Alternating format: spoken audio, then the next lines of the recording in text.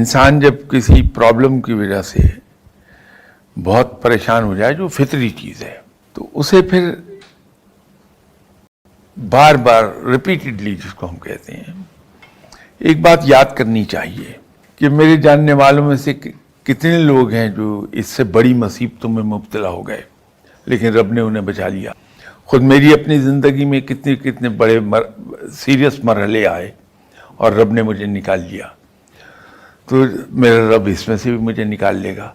اس سے آپ کو سکون آ جائے گا اور ایک یقین پیدا ہوگا آپ کے اندر کہ میرا رب ضرور مجھے بچا لے گا۔ میرے پاس تو اس کا یہ آسان سا جواب ہے۔